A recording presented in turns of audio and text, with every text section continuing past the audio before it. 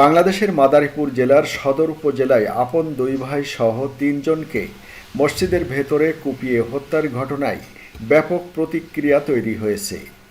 ঘটনাটি নিয়ে নানা ধরনের আলোচনা হচ্ছে সামাজিক মাধ্যমেও। বিশেষ করে মসজিদের মধ্যে হত্যার ঘটনা নিয়ে তোলপাড় চলছে ওই এলাকায়। আজ ঘটনাস্থলে গেছেন এমন সাংবাদিকরা জানিয়েছেন, পুরো এলাকা পুরুষশূন্য হয়ে পড়েছে এবং সেখানে থমথমে পরিস্থিতি বিরাজ করছে। কর্তৃপক্ষ সেখানে অতিরিক্ত পুলিশ মোতায়েন করেছে। জেলার পুলিশ বলছে, এ ঘটনায় ৩ জনকে আটক করা হয়েছে এবং ৫৬ জনের নাম উল্লেখ করে মামলা করেছেন নিহত দুই ভাইয়ের মা সুফিয়া বেগম। মামলায় অজ্ঞাত আসামি করা হয়েছে আরও অন্তত ৮০ জনকে। বাকিদেরকে ধরার জন্য অভিযান চলছে বলে জানিয়েছে পুলিশ। আধিপত্য বিস্তার এবং আগের পুঞ্জীভূত ক্ষোভের জেরে এ ঘটনা ঘটেছে বলে আমরা জানতে পারছি। হত্যাকাণ্ডের ঘটনায় মামলা হয়েছে, জড়িতদের সবাইকে গ্রেপ্তারের চেষ্টা চলছে। বিবিসি বাংলাকে বলছিলেন জেলার police super Mohammad Saifuzzaman. Police ও স্থানীয়দের সাথে কথা বলে যে ধারণা পাওয়া গেছে তা হল, ওই এলাকার দুই বংশের মধ্যকার দীর্ঘদিনের রাজনৈতিক বিরোধ, আধিপত্য বিস্তার এবং নানা বিষয়ে পুঞ্জীভূত ক্ষোভের জের ধরেই এই ঘটনা ঘটেছে। বিশেষ করে সাম্প্রতিক সময়ে বালু তোলা নিয়ে দুই পক্ষের মধ্যে বিরোধ আরও চরম আকার ধারণ করেছিল। কী ঘটেছিল সেখানে?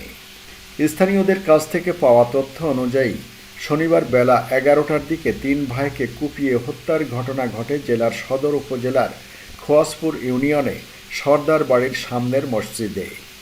এরপর রক্তাক্ত মসজিদের ফ্লোরের ছবি ব্যাপকভাবে ছড়িয়ে পড়ে সামাজিক মাধ্যমে। নিহতরা হলেন আপন দুই ভাই আতাউর রহমান সর্দার ও সাইফুল ইসলাম সর্দার এবং তাদের চাচাতো ভাই পলাশ সর্দার। পুলিশ সুপার মোহাম্মদ সাইফুজ্জামান জানিয়েছেন, নিহত সাইফুল ইসলাম সেখানকার ইউনিয়ন স্বেচ্ছাসেবক লীগের নেতা ছিলেন। বাজার ইজারা সহ বিভিন্ন বিষয়ে অনেক দিন ধরেই তার আধিপত্য ছিল। এ নিয়ে অন্য পক্ষের সাথে বিরোধের জের ধরে শনিবারের ঘটনা ঘটেছে। জানা গেছে, ওই এলাকায় ড্রেজার দিয়ে বালু তোলা সহ বিভিন্ন বিষয় নিয়ে মোল্লাবাড়ি ও সর্দার বাড়ির মধ্যে দীর্ঘদিন ধরেই বিরোধপূর্ণ সম্পর্ক বিরাজ করছিল। আওয়ামী লীগ আমলে স্বেচ্ছাসেবক লীগের নেতা হওয়ার সুবাদে বাজার ইজারা ও বালুর ব্যবসা সহ বিভিন্ন খাতের নিয়ন্ত্রণ ছিল সাইফুল সর্দারের হাতে।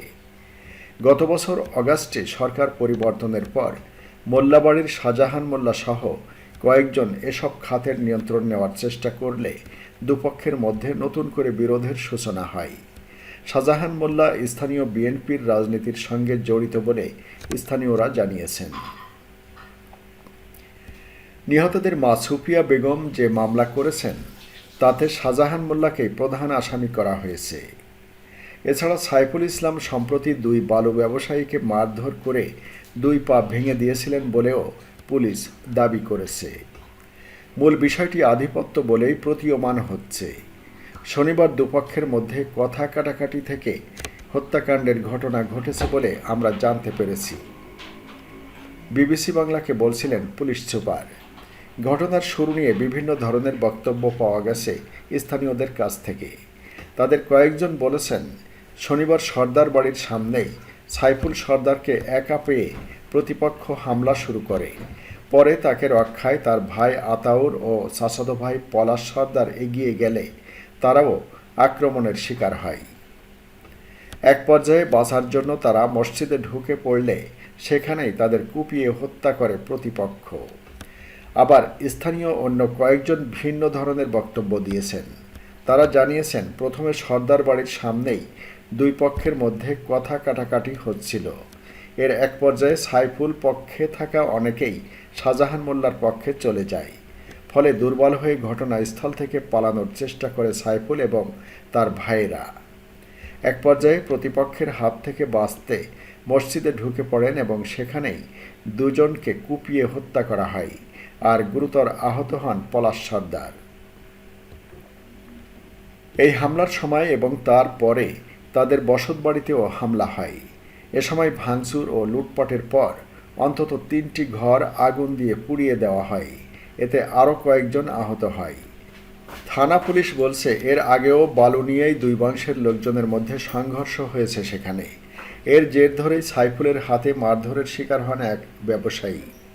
মূলত এর পাল্টা হিসেবেই শনিবার দেশীয় অস্ত্রশস্ত্র নিয়ে সর্দার বাড়িতে হামলার ঘটনা ঘটে। তখনই কথা কাটাকাটি শুরু হয় দুই পক্ষের মধ্যে। এক পর্যায়ে হামলা থেকে বাঁচতে সর্দার বাড়ির সামনের মসজিদে ঢুকে পড়েন সাইফুল এবং তার দুই ভাই। মসজিদের ভেতরে তাদের কুপিয়ে হত্যার সময় কয়েকজন এগিয়ে গেলে তাদের উপরেও হামলা হয়েছে। এতে দুজন আহত হয়েছেন বলে জানা গেছে।